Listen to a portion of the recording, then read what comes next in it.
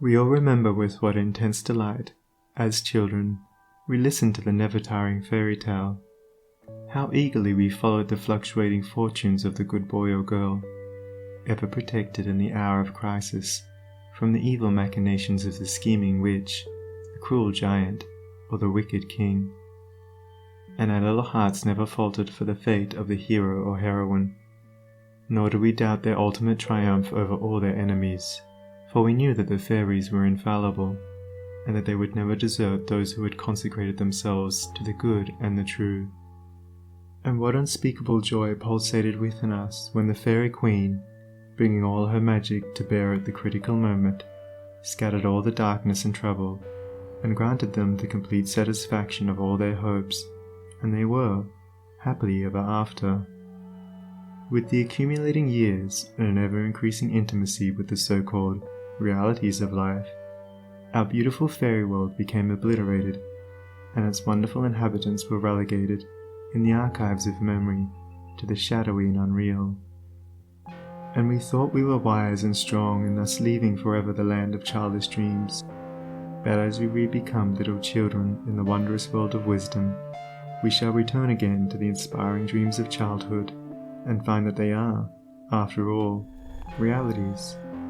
The fairy folk, so small and nearly always invisible, yet possessed of an all-conquering and magical power, who bestow upon the good health, wealth, and happiness, along with all the gifts of nature in lavish profusion, start again into reality and become immortalized in the soul realm of him who, by growth in wisdom, has entered into a knowledge of the power of thought and the laws which govern the inner world of being. To him the fairies live again as thought people, thought messengers, thought powers working in harmony with the overruling good. And they who, day by day, endeavor to harmonize their hearts with the heart of the supreme good, do in reality acquire true health, wealth, and happiness. There is no protection to compare with goodness, and by goodness I do not mean a mere outward conformity to the rules of morality. I mean pure thought, noble aspiration, unselfish love, and freedom from vainglory. To dwell continually in good thoughts is to throw around oneself a psychic atmosphere of sweetness and power which leaves its impress upon all who come in contact with it. As the rising sun puts to rout the helpless shadows, so are all the impotent forces of evil put to flight by the searching rays of positive thought which shine forth from a heart made strong in purity and faith. Where there is sterling faith and uncompromising purity, there is health, there is success, there is power. In such a one, disease, failure, and disaster can find no lodgment, for there is nothing on which they can feed. Even physical conditions are largely determined by mental states, and to this truth the scientific world is rapidly being drawn. The old, materialistic belief that a man is what his body makes him is rapidly passing away, and is being replaced by the inspiring belief that a man is superior to his body, and that his body is what he makes it by the power of thought. Men everywhere are ceasing to believe that a man is despairing because he is dyspeptic, and are coming to understand that he is dyspeptic because he is despairing, and in the near future, the fact that all disease has its origin in the mind will become common knowledge. There is no evil in the universe but has its root and origin in the mind, and sin, sickness, sorrow, and affliction do not, in reality, belong to the universal order, are not inherent in the nature of things, but are the direct outcome of our ignorance of the right relations of things. According to tradition, there once lived, in India, a school of philosophers who led a life of such absolute purity and simplicity that they commonly reached the age of 150 years, and to fall sick was looked upon by them as an unpardonable disgrace, for it was considered to indicate a violation of law. The sooner we realize and acknowledge that sickness, far from being the arbitrary visitation of an offended God, or the test of an unwise providence, is the result of our own error or sin, the sooner we shall enter upon the highway of health. Disease comes to those who attract it, to those whose minds and bodies are receptive to it, and flees from those whose strong, pure, and positive thought sphere generates healing and life-giving currents. If you are given to anger, worry, jealousy, greed, or any other inharmonious state of mind and expect perfect physical health, you are expecting the impossible, for you are continually sowing the seeds of disease in your mind. Such conditions of mind are carefully shunned by the wise man, for he knows them to be far more dangerous than a bad drain or an infected house. If you would be free from all physical aches and pains, and would enjoy perfect physical harmony, then put your mind in order and harmonize your thoughts. Think joyful thoughts, think loving thoughts. Let the elixir of goodwill course through your veins, and you'll need no other medicine. Put away your jealousies, your suspicions, your worries, your hatreds, your selfish indulgences, and you'll put away your dyspepsia, your biliousness, your nervousness and aching joints. If you will persist in clinging to these debilitating and demoralizing habits of mind, and do not complain when your body is laid low with sickness. The following story illustrates the close relation that exists between habits of mind and bodily conditions. A certain man was afflicted with a painful disease, and he tried one physician after another, but all to no purpose. He then visited towns which were famous for their curative waters, and after having bathed in them all, his disease was more painful than ever. One night he dreamed that a presence came to him and said, "Brother, hast thou tried all means of cure?" And he replied, "I have tried all." "Nay," said the presence, "come with me, and I will show thee a healing bath which has escaped thy notice." The afflicted man followed, and the presence led him to a clear pool of water, and said, "Plunge thyself in this water, and thou shalt surely recover," and thereupon vanished. The man plunged into the water, and on coming out, lo! his disease had left him, and at the same moment he saw written above the pool the word, "Renounce." Upon waking, the full meaning of his dream flashed across his mind, and looking within he discovered that he had, all along, been a victim to a sinful indulgence, and he vowed that he would renounce it forever. He carried out his vow, and from that day his affliction began to leave him, and in a short time he was completely restored to health. Many people complain that they have broken down through overwork. In the majority of such cases, the breakdown is more frequently the result of foolishly wasted energy. If you would secure health, you must learn to work without friction. To become anxious or excited, or to worry over needless details, is to invite a breakdown. Work, whether of brain or body, is beneficial and health-giving, and the man who can work with a steady and calm persistency, freed from all anxiety and worry, and with his mind utterly oblivious to all but the work he has in hand, will not only accomplish far more than the man who is always hurried and anxious, but he will retain his health, a boon which the other quickly forfeits. True health and true success go together, for they are inseparably intertwined in the thought realm. As mental harmony produces bodily health, so it also leads to a harmonious sequence in the actual working out of one's plans. Order your thoughts and you will order your life. Pour the oil of tranquility upon the turbulent waters of the passions and prejudices, and the tempests of misfortune, howsoever they may threaten, will be powerless to wreck the bark of your soul as it threads its way across the ocean of life. And if that bark be piloted by a cheerful and never-failing faith, its course will be doubly sure, and many perils will pass it by which would otherwise attack it. By the power of faith, every enduring work is accomplished. Faith in the Supreme, faith in the overruling law, faith in your work, and in your power to accomplish that work. Here is the rock upon which you must build if you would achieve, if you would stand and not fall. To follow, under all circumstances, the highest promptings within you, to be always true to the divine self, to rely upon the inward light, the inward voice, and to pursue your purpose with a fearless and restful heart, believing that the future will yield unto you the meed of every thought and effort. knowing that the laws of the universe can never fail, and that your own will come back to you with mathematical exactitude. This is faith, and the living of faith. By the power of such a faith, the dark waters of uncertainty are divided, every mountain of difficulty crumbles away, and the believing soul passes on unharmed. Strive, O reader, to acquire, above everything, the priceless possession of this dauntless faith, for it is the talisman of happiness, of success, of peace, of power, of all that makes life great and superior to suffering.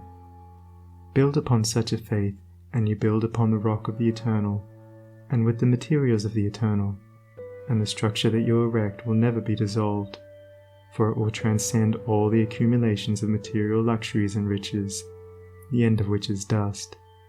Whether you are hurled into the depths of sorrow, or lifted upon the heights of joy, ever retain your hold upon this faith, ever return to it as your rock of refuge, and keep your feet firmly planted upon its immortal and immovable base. Centered in such a faith, you will become possessed of such a spiritual strength as will shatter, like so many toys of glass, all the forces of evil that are hurled against you, and you will achieve a success such as the mere striver after worldly gain can never know or even dream of. If ye have faith, and doubt not, ye shall not only do this, but if ye shall say unto this mountain, Be thou removed, and be thou cast into the sea, it shall be done. There are those today, men and women tabernacled in flesh and blood, who have realized this faith, who live in it and by it day by day, and who, having put it to the utmost test, have entered into the possession of its glory and peace. Such have sent out the word of command, and the mountains of sorrow and disappointment, of mental weariness and physical pain have passed from them, and have been cast into the sea of oblivion. If you will become possessed of this faith, you will not need to trouble about your success or failure, and success will come. You will not need to become anxious about results, but will work joyfully and peacefully, knowing that right thoughts and right efforts will inevitably bring about right results.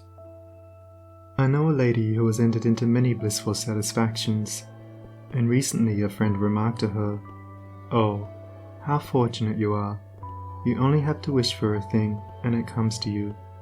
And it did, indeed, appear so on the surface, but in reality all the blessedness that has entered into this woman's life is the direct outcome of the inward state of blessedness which she has, throughout life, been cultivating and training toward perfection. Mere wishing brings nothing but disappointment. It is living that tells. The foolish wish and grumble, the wise work and wait, and this woman had worked without and within, but especially within upon heart and soul, and with the invisible hands of the Spirit she had built up, with the precious stones of faith, hope, joy, devotion and love, a fair temple of light, whose glorifying radiance was ever round about her. It beamed in her eye, it shone through her countenance, it vibrated in her voice, and all who came into her presence felt its captivating spell. And as with her, so with you. Your success, your failure, your influence, your whole life you carry about you, for your dominant trends of thought are the determining factors in your destiny. Send forth loving, stainless, and happy thoughts, and blessings will fall into your hands, and your table will be spread with the cloth of peace. Send forth hateful, impure, and unhappy thoughts, and curses will rain down upon you, and fear and unrest will wait upon your pillow. You are the unconditional maker of your fate, be that fate what it may. Every moment you are sending forth from you the influences which make or mar your life.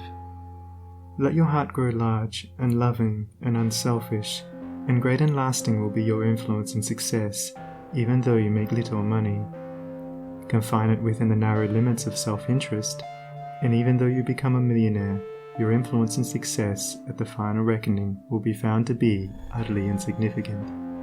Cultivate, then, this pure and unselfish spirit, and combine with purity and faith, singleness of purpose, and you are evolving from within the elements, not only of abounding health and enduring success, but of greatness and power.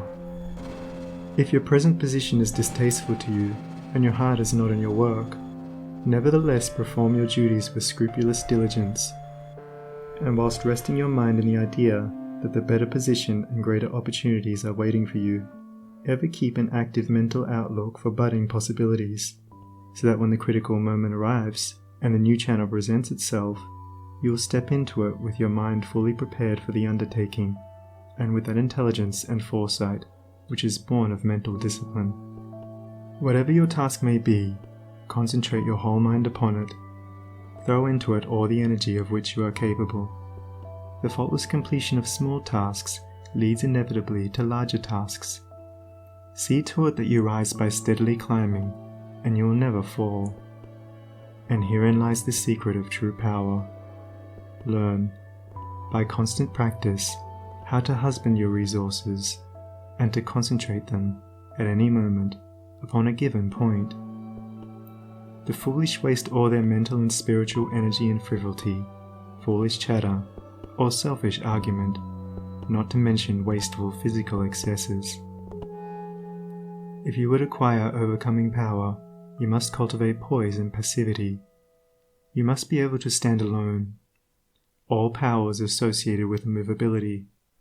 The mountain, the massive rock, the storm-tried oak, all speak to us of power, because of their combined solitary grandeur and defiant fixity, while the shifting sand, the yielding twig, and the waving reed speak to us of weakness, because they are movable and non-resistant, and are utterly useless when detached from their fellows.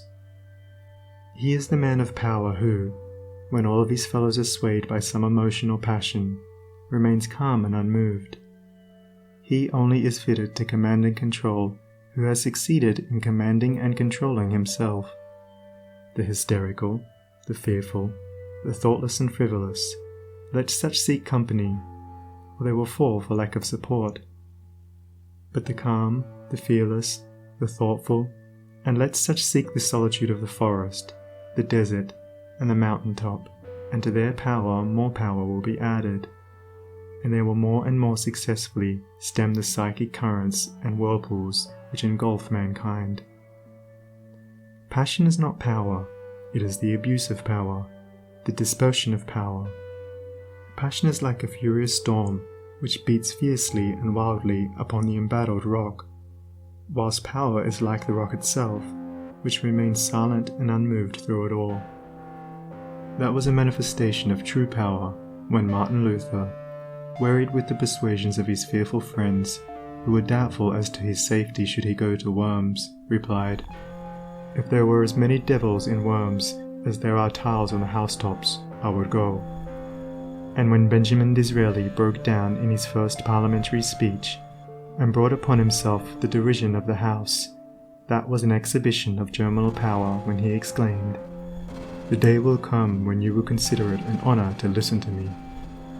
When that young man, whom I knew, passing through continual reverses and misfortunes, was mocked by his friends and told to desist from further effort, and he replied, "The time is not far distant when you will marvel at my good fortune and success," he showed that he was possessed of that silent and irresistible power which is taking him over innumerable difficulties, and crowned his life with success.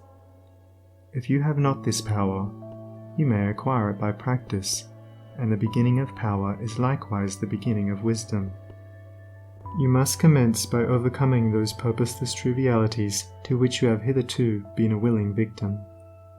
Boisterous and uncontrolled laughter, slander and idle talk, and joking merely to raise a laugh, all these must be put on one side as so much waste of valuable energy.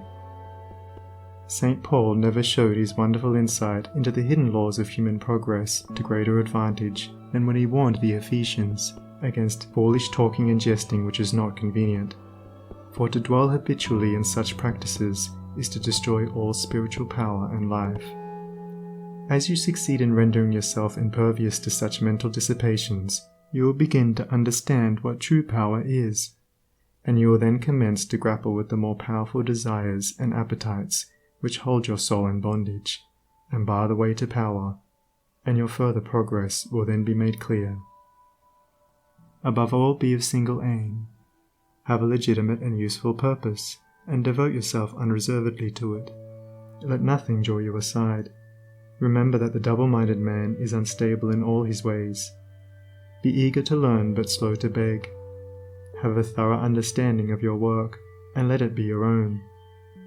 And as you proceed, ever following the inward guide, the infallible voice, you will pass on from victory to victory, and will rise step by step to higher resting places, and your ever-broadening outlook will gradually reveal to you the essential beauty and purpose of life. Self-purified, health will be yours. Faith protected, success will be yours. Self-governed, power will be yours. And all that you do will prosper, for, ceasing to be a disjointed unit, self-enslaved, you will be in harmony with the great law, working no longer against, but with, the universal life, the eternal good. And what health you gain, it will remain with you. What success you achieve will be beyond all human computation, and will never pass away. And what influence and power you wield will continue to increase throughout the ages, for it will be a part of that unchangeable principle which supports the universe. This, then, is the secret of health, a pure heart and a well-ordered mind. This is the secret of success, an unfaltering faith and a wisely directed purpose, and to rein in, with unfaltering will, the dark steed of desire. This is the secret of power. All ways are waiting my feet to tread, the light and dark, the living and the dead, the broad and narrow way, the high and low, the good and bad, and with quick step or slow, I now may enter any way I will, and find, by walking, which is good, which ill. And all good things my wandering feet await, if I but come, with vow inviolate, unto the narrow, high and holy way of heart-born purity, and therein stay, walking, secure from him who taunts and scorns, to flowery meads across the path of thorns. And I may stand where health, success, and power await my coming, if, each fleeting hour, I cling to love and patience, and abide with stainlessness, and never step aside from high integrity. So shall I see at last the land of immortality, and I may seek and find, I may achieve, I may not claim, but, losing, may retrieve. The law bends not for me, but I must bend unto the law, if I would reach the end of my afflictions, if I would restore my soul to light and life, and weep no more. Not mine the arrogant and selfish claim to all good things, be mine the lowly aim, to seek and find, to know and comprehend, and wisdom-ward all holy footsteps wend. Nothing is mine to claim or to command, but all is mine to know and understand.